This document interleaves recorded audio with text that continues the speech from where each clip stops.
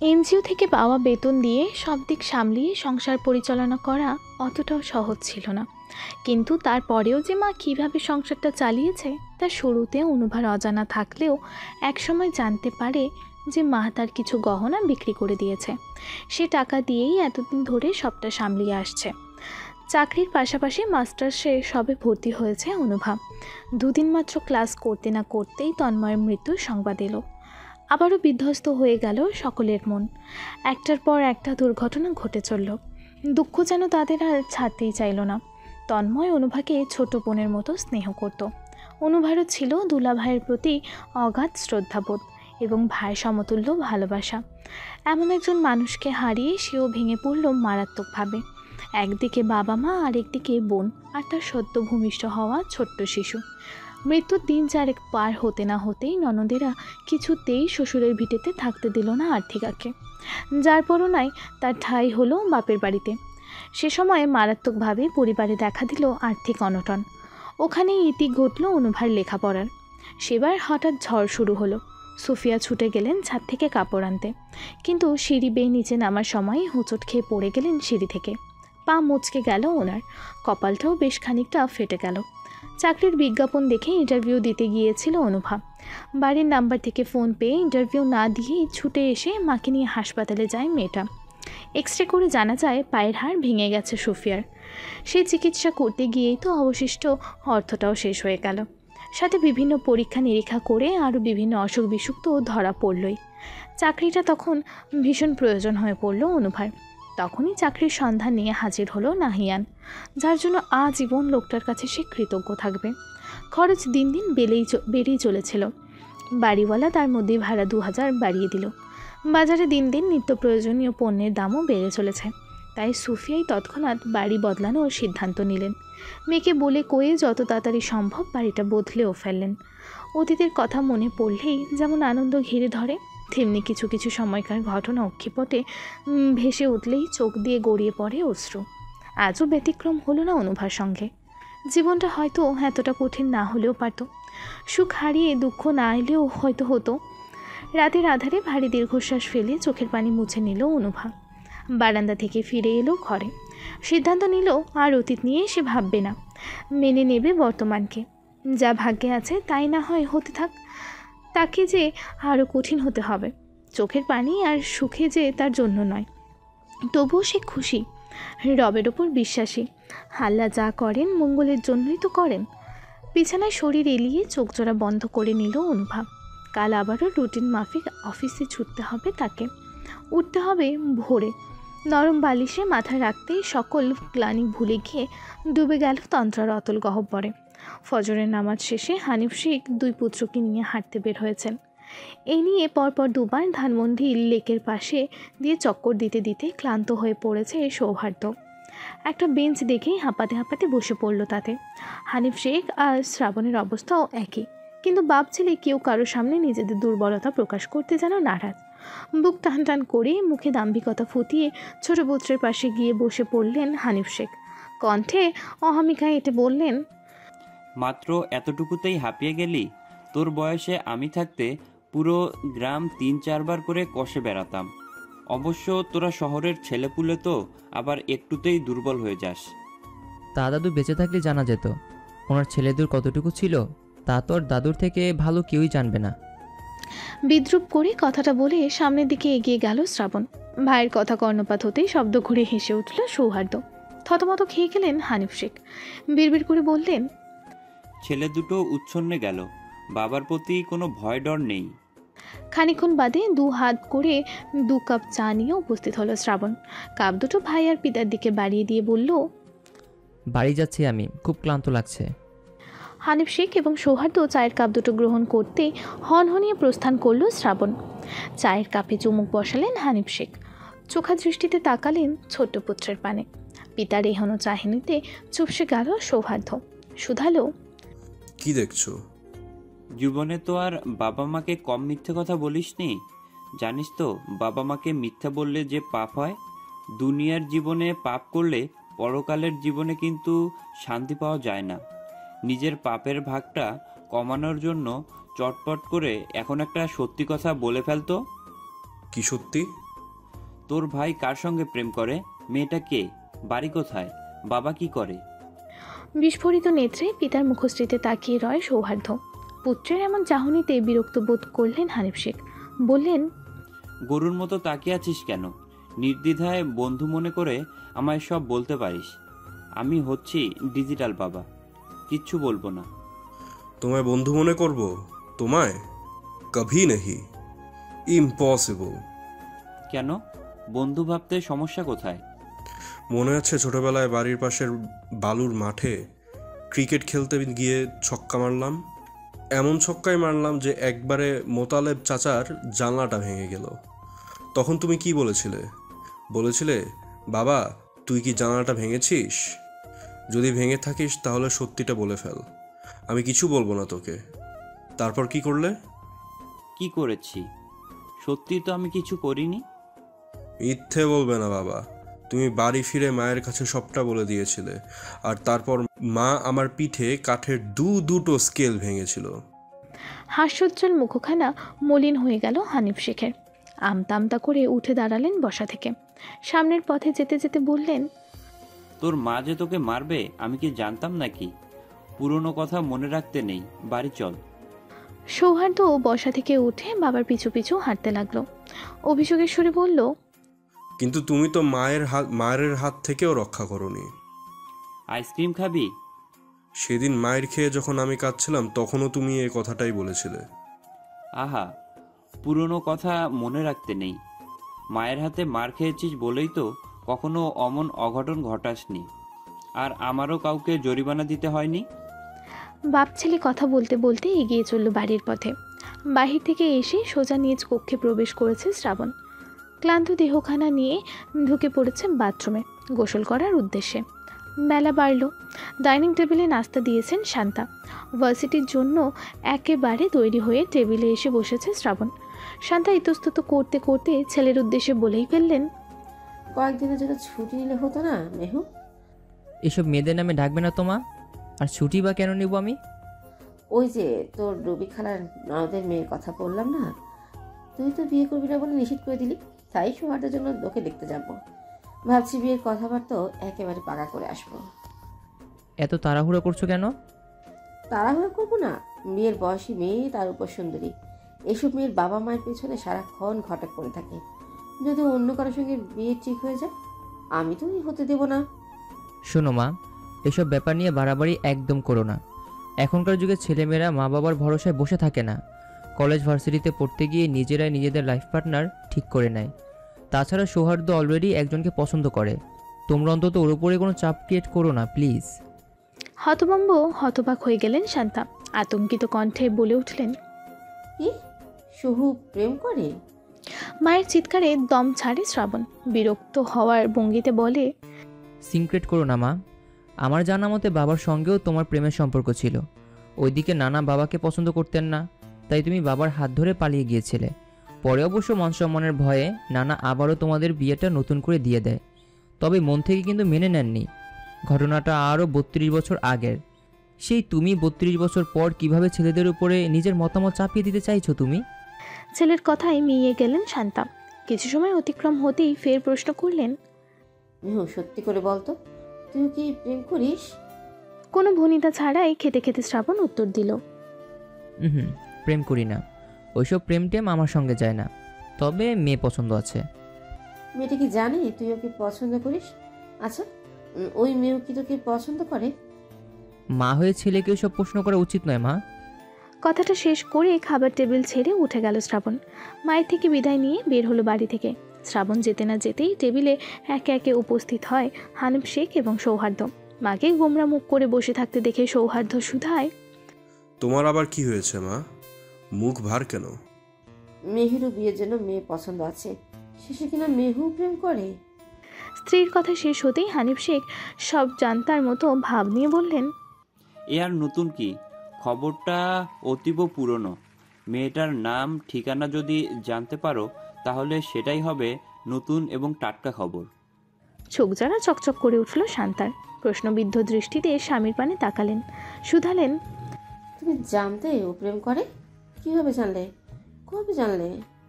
ভার্সিটিতে পড়াকালীন মাস শেষে যখন ড্রাইভারকে দিয়ে আমার হাতে গাড়ির পেট্রোল খরচের বিশাল বড় একটা লিস্ট ধরিয়ে দিত, তখনই কিছু একটা আন্দাজ করেছিলাম। পরে ড্রাইভার বেটাকে ধরে আরও কিছু তথ্য উদ্ঘাটন করেছি। আমি পুরোপুরি নিশ্চিত আমার পেট্রোল খরচ করে ওই মেয়ের সঙ্গেই ও দেখা করতে যেত। তাও তো অনেক বছর ধরে সম্পর্ক চলছে। তা তো চলছেই। বড় ভাইয়ের পেছনে বাবা মায়ের গোয়েন্দাগিরি চালানোটা মোটেও পছন্দ হলো না সৌহার্দের। বিরক্তির সহিত বলল, আহা, তোমরা থামো তো। অযথা ভাইয়ার পেছনে গোয়েন্দাগিরি করে সময় নষ্ট করার কোনো প্রয়োজন আছে? সময় হলে ভাইয়া নিজেই ভাবিকে নিয়ে এসে তোমাদের সামনে দাঁড় করিয়ে দিবে। এখন শুধু রিল্যাক্স করো। সরু দৃষ্টিতে এবার ছোট পুত্রের পানে তাকালেন শান্তা। গম্ভীর কণ্ঠে বললেন, তোর ভাইয়ের না হয় নিজের পছন্দের মানুষের সঙ্গে বাবা মায়ের পরিচয় করে দেওয়ার সময় হয়নি, কিন্তু তোর তো সময় না হওয়ার কিছু দেখছি না। কার সঙ্গে প্রেম করে বেড়াচ্ছিস? হ্যাঁ, কে মেয়েটা? তাকে নিয়ে বাড়িতে আসিস তো দেখবো। আর হ্যাঁ, বিদেশি কোনো মেয়েকে কিন্তু আমি পুত্রবধূ হিসেবে মানব না বলে দিলাম। তারপর আমাকে যদি জোর করিস তাহলে তোর বাবাকে দিয়ে তোকে ত্যায্য পুত্র করে দেবো। কথা শেষ করে হনহনিয়ে রান্নাঘরে চলে গেলেন শান্তা। অসহায় মুখ করে মায়ের যাওয়ার পানে তাকিয়ে আছে সৌহার্দ্য।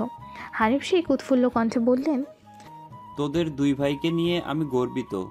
বাবা যে পথে হেঁটেছে তোরাও দেখছি সেই পথেই হাঁটছিস। Carry on. আমার বাবা আমার পাশে না থাকলে কি হবে? আমি আছি তোদের পাশে। অন্যান্য দিনের থেকে আজকে কাজের চাপটা একটু বেশি। কলিগ নাইরার সঙ্গে ক্যান্টিনে এসে সবে বসেছে অনুভা। মেয়েটি অফিসে নতুন সাথে অনেক মিশুকও বটে। দুদিনেই নিজ দায়িত্বে ভাব করে নিয়েছে অনুভার সঙ্গে। আগের তুলনায় অত কথা বলার অভ্যেস আর নেই অনুভার। নীরবে শুনে যাচ্ছে আশেপাশে বসা ব্যক্তির এক নাগারে বলা কথাগুলো। মাঝে মধ্যে সৌজন্যস্বরূপ হাসছে। খাওয়ার ইতিউতি ঘটিয়ে দুজনে বের হতে নিল ক্যান্টিন থেকে। তৎক্ষণাৎ তাদের পথ রোধ করে দাঁড়ালো নাহিয়ান। চোখে মুখে তার বিষণ্ণতা। আগের সেই চমকপ্রদ হাসিটা আর নেই। একদিনের ব্যবধানে মুখশ্রী হয়ে উঠেছে অনুজ্জ্বল। অনুভা সৌজন্য হাসল, শুধালো, কেমন আছেন ভাইয়া? প্রশ্নটা এড়িয়ে গেল নাহিয়ান। পাল্টা প্রশ্ন করল, ফ্রি আছো তুমি? 2 মিনিট সময় হবে? সরাসরি না করতে পারল না অনুভা। নায়রার দিকে তাকিয়ে মৃদু হেসে বলল, আপনি এগুন আপা, আমি ওনার সঙ্গে কথা বলেই আসছি। নায়রা সায় দিল তাতে। প্রস্থান করলো কয়েক সেকেন্ডেই। ক্যান্টিনের ভেতরে ফাঁকা টেবিলে এসে বসলো নাহিয়ান। আর মুখোমুখি বসলো অনুভা। জিজ্ঞেস করলো, কি যেন বলবেন ভাইয়া, এবার বলুন। হুট করে তো ডেকে নিয়ে এলো কথা বলার জন্য, কিন্তু এবার কি বলবে? মস্তিষ্কে ঘূর্ণিপাক খাওয়া প্রশ্নগুলো সরাসরি জিজ্ঞেস করলে যদি রেগে যায় অনুভা, যদি ভুল বোঝে। বিভিন্ন ভাবনা ভাবতে ভাবতেই কয়েক মিনিট অতিক্রম হলো। অনুভা পুনরায় বলল, কি হলো ভাইয়া, কি ভাবছেন? যা বলার নির্দ্বিধায় বলতে পারেন। কিছুটা হলেও সাহস সঞ্চয় হলো নাহিয়ানের। সরাসরি প্রশ্ন করলো, ওই ছেলেটাকে অনু, তোমাদের মধ্যে কি কোনো সম্পর্ক আছে? ভ্রুদয় কুঞ্চিত হলো অনুভার। শুধালো, কে? শ্রাবণ? ও, ছেলেটার নাম তবে শ্রাবণ। তা কি সম্পর্ক তোমাদের মধ্যে? কত দিনের পরিচয়? পরিচয় অনেক আগের, ধরুন 5-6 বছর তো হবেই। শুকনো ঢোক গিলল নাহিয়ান। ভেতরে অস্থিরতা বিরাজ করছে। ওপরে ওপরে নিজেকে যথাসাধ্য শান্ত রাখার প্রয়াস চলাচ্ছে। কথাটা মস্তিষ্কে ঘুরপাক খাচ্ছে বারংবার। 5-6 বছর। সেখানে এসে অনুভাকে চেনে মাত্র বছর দেড়েক হবে। তাও আবার কয়েক মাস ব্যাস আছে তার মধ্যে। সন্তর্পণে দীর্ঘশ্বাস ফেলে বলল, ও তোমায় ভালোবাসে তাই না? জানি না। ললাটে ভাঁজ পড়ে নাহিয়ানের। ফের প্রশ্ন করে, তুমি বাসো? এবারও অন্তত জানি না বলো না। কি উত্তর দেবে ভেবে পেল না অনুভব। তবে হ্যাঁ, এক সময় শ্রাবণ নামক পুরুষটি তার জীবনের অর্ধেকটা জায়গা দখল করেছিল। এই পুরুষটিকে নিয়ে সে ভাবত, তার দেখা পাওয়ার জন্য ছটফট করত মন। একসময় নিশ্চিত হতে পেরেছিল যে এই পুরুষটির প্রেমে পড়েছে সে। ভালো হয়তো বেসেছিল, কিন্তু সে সময়টাই জীবনে এক ঝড় বয়ে যায়। ঝড়ের কবলে পড়ে তাদের সুন্দর সাজানো পরিবারটা তছনছ হয়ে যায়। দরিদ্রতার করাল গ্রাসে ভেঙে পড়ে। সব দায়িত্ব কাঁধে এসে পড়ে অনুভার। তখন সান্ত্বনা দেওয়ার জন্য কাউকে একটা প্রয়োজন ছিল পাশে, কিন্তু কাউকেই পায়নি মেয়েটি। দায়িত্বের ভারে একসময় তার মন মস্তিষ্ক থেকে বেরিয়ে যায় শ্রাবণ। তবে এমনি এমনি বের হয়নি, বরং জোর করে শ্রাবণ নামক পুরুষটিকে নিজের সকল ভাবনা থেকে বের করে দিয়েছিল অনুভব। বারবার তার মুখশ্রী স্মৃতির পাতায় ভেসে উঠলেও তাকে ভুলে যাওয়ার চেষ্টা চালিয়েছে। তবে এই মুহূর্তে নাহিয়ানের কথার বিপরীতে চট করে না বলতে পারল না অনুভা। ভেতরে কোথাও শ্রাবণের জন্য এখনও কিছু একটা অনুভব করে সে। তার নীরবতায় মলিন হাসল নাহিয়ান। বসা থেকে উঠে দাঁড়ালো, বলল, বেশি সময় নিয়ে ফেললাম তোমার। নিজের টেবিলে যাও, স্যারের চোখে পড়লে আবার বকা খেতে হবে। বলেই চলে গেল নাহিয়ান। অনুভাও উঠে দাঁড়ালো, এ বিষয়ে আর বেশি একটা ভাবল না, চলে গেল নিজ টেবিলে। আজ অফিস থেকে সকল কর্মচারীকে স্যালারি দেওয়া হয়েছে। স্যালারির পুরো টাকাটাই অ্যাকাউন্টে প্রবেশ মেসেজে দেখে থ হয়ে গেল অনুভা। স্যার না বলেছিলেন বেতন থেকে 3,000 টাকা কেটে রাখবেন? তাহলে পুরো টাকাটা কেন দিলেন? ইচ্ছাকৃত নাকি ভুলবশত? অফিসের সঙ্গে জড়িত এমন কিছুতে তো তানিমের কোনো ভুল হওয়ার কথা নয়। প্রতিটি কর্মচারীর কাছ থেকে কড়াই গণ্ডায় হিসাব নেয় সে। পরক্ষণেই অনুভার মনে পড়ল হয়তো নাহিয়ান পরিস্থিতিটা সামলে নিয়েছে। মনে মনে নাহিয়ানের ওপর আবারও কৃতজ্ঞতা প্রকাশ করলো অনুভা। এই লোকটা কত সাহায্যই না করেছে তাকে। অফিস থেকে বের হয়ে নিচে নামতেই দেখা মিলল তানিমের। নিজ গাড়ির সঙ্গে হেলান দিয়ে দাঁড়িয়ে আছে সে। আজ অফিস থেকে একটু আগেই নাহিয়ান বেরিয়ে গেছে। তানিমকে পাশ কাটিয়ে স্থান পরিত্যাগ করার জন্য সামনে পা বাড়ালো অনুভা। তৎক্ষণাৎ তানিম বলে উঠল, কি ব্যাপার মিস আনুভা, দেখেও না দেখার ভান করে চলে যাচ্ছেন যে? পথিমধ্যে অনুভার পা থামে। ভদ্রলোকের কণ্ঠের কঠোরত্ব টের পায়। পিছু ফিরে সৌজন্য হাসে, কিন্তু কি বলবে বুঝতে পারে না। গাড়ির পেছনের দ্বার খুলে দেয় তানিম। অনুভার পানে চেয়ে বলে, নিন উঠুন, বাড়ি পর্যন্ত আপনাকে পৌঁছতে আসি। তার প্রয়োজন নেই স্যার, আমি যেতে পারবো। আপনার মতামত তো আমি জানতে চাইনি মিস আনুভা। আপনি যে যেতে পারবেন তা আমি জানি, রোজ তো জানি। আজ না হয় আমি পৌঁছতে আসি। আসলে স্যার, বাক্যাংশ শেষ হতে না দিয়েই হাত দিয়ে তাকে থামিয়ে দেয় তানিম। কঠোর গলায় বলে, না শুনতে আমি অভ্যস্ত নই আনুভা, উঠুন। ভেতরে ভেতরে বিরক্ত হলো অনুভা। বস হয় বলে কিছু বলতেও পারে না লোকটাকে, কিন্তু হুট করে এনার আচরণের পরিবর্তন দেখে বেশ চমকিত অনুভা। আর কথা না বাড়িয়ে নীরবে উঠে পড়ল গাড়িতে। তানিমও উঠে তার পাশে আসেন, বসলো। চালকের আসনে বসে আছে তানিমের ব্যক্তিগত ড্রাইভার নয়ন। ছুটে চাললো গাড়ি। কেমন এক ইতস্তত বোধ চেকে ধরলো অনুভাকে। কখনো কি সে কল্পনা করতে পেরেছিল যে এই রকচটা বসের গাড়িতে তাকে একদিন বাড়ি ফিরতে হবে? ভেতরে শুরু হলো পিনপতন নীরবতা। নীরবতা ভেঙে তানিম প্রশ্ন ছুড়ল, তা মিস আনুভা, কে কে আছে আপনার পরিবারে? তানিমের দিকে না ফিরেই অনুভা উত্তর দিল, বাবা, মা, বড় বোন আর তার 9 মাসের একটা বাচ্চা। ও, তা বোনের হাজবেন্ড কোথায়? মারা গেছেন। মন ভার হলো তানিমের। কণ্ঠস্বর নরম হয়ে এলো। পুনরায় শুধালো, উনি কি করে মারা গেছেন? বাস দুর্ঘটনায়। ও, তা আপনার বাবা কিছু করেন না? বাবা প্যারালাইজড হয়ে বিছানায় শায়িত, তার সাথে ক্যান্সারের রোগী। তার মানে আপনি আপনার পরিবারের একমাত্র উপার্জনকারী ব্যক্তি, তাই তো? হ্যাঁ। অনুভার সহজ উত্তর, তাতে নেই কোনো কষ্টের ছাপ। মেয়েটির কথা শুনে হুট করে তানিম অনুভব করলো তার কষ্ট হচ্ছে। মানব জীবন বড়ই অদ্ভুত। কারো জীবনে সুখ আর কারো জীবনে শুধুই দুঃখ ও কষ্টতে ভরপুর। বাড়ির কাছাকাছি আসতে গাড়ি থামতে বলল অনুভব। তার নির্দেশে দ্রুত গাড়ি থামালো চালক। তানিমের পানে তাকাতেই দৃষ্টিগোচর হলো তার প্রশ্নবিদ্ধ দৃষ্টি। সৌজন্য হাসলো অনুভব। তার উদ্দেশ্যে বলল, এখান থেকে আমার বাড়ি যেতে 3-4 মিনিটের পথ। বাকি পথটুকু আমি একাই যেতে পারবো স্যার। পৌঁছে দেওয়ার জন্য আপনাকে অসংখ্য ধন্যবাদ। প্রত্যুত্তরে শুধুই মাথা নাড়ালো তানিম। অনুভব প্রস্থান করলো। তার যাওয়ার পথে তাকিয়ে নিজ বাড়ির উদ্দেশ্যে রওনা দেওয়ার জন্য নয়নকে তাড়া দিল তানিম। বালিশের ওপর উবু হয়ে শুয়ে কারোর সঙ্গে ভিডিও কলে কথা বলছে সৌহার্দ্য। চোখে মুখে ফুটে উঠেছে তার অসহায়ত্ব।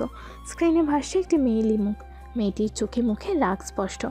দেখেই বোঝা যাচ্ছে মেয়েটি তার প্রেমিক পুরুষের সঙ্গে ঝগড়া করছে, কিন্তু অপর পাশ হতেই মনোপুত উত্তর না পেয়ে রাগটা তার দ্বিগুণ বৃদ্ধি পেয়েছে।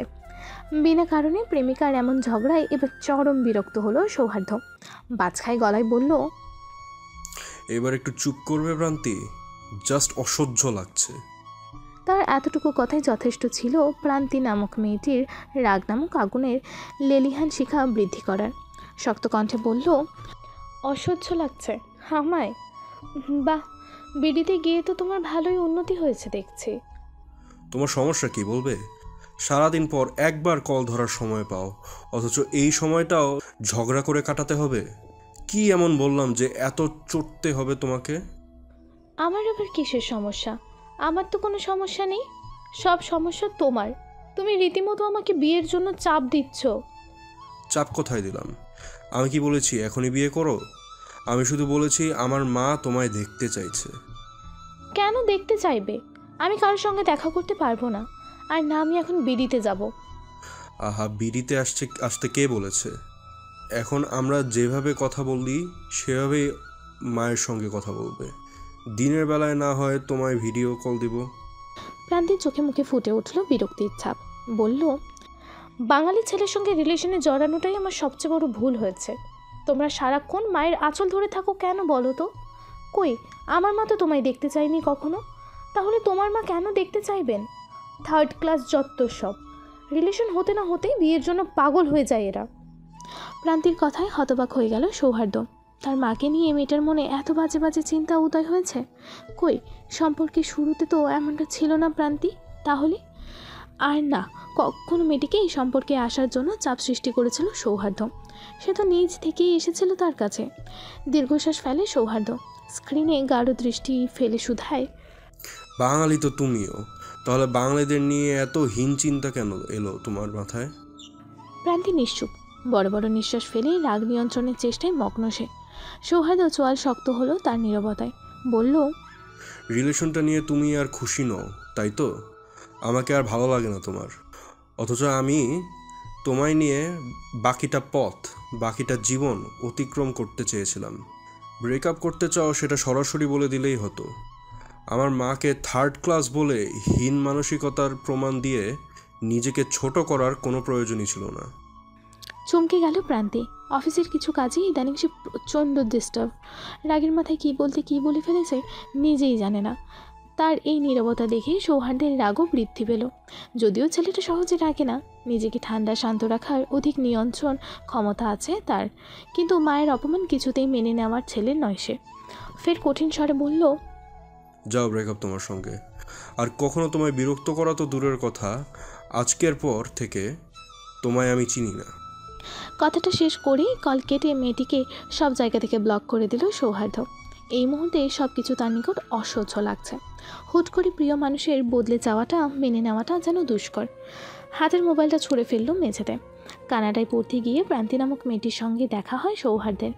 একই ক্লাস, একই ডিপার্টমেন্ট হওয়ায় রুচি দেখা হতো দুজনের।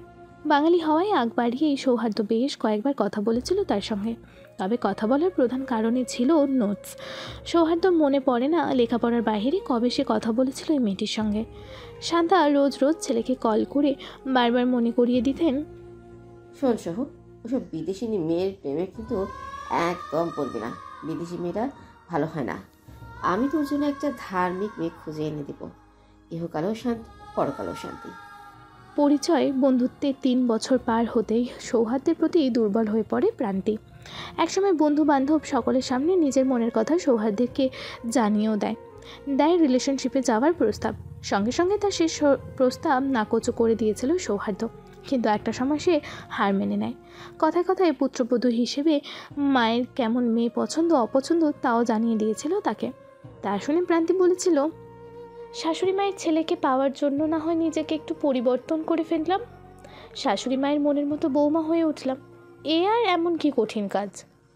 সেদিনে সেই মেয়েটির মধ্যে কত আবারও প্রমাণিত হলো মানুষ বদলায়, মানুষের মন বদলায়।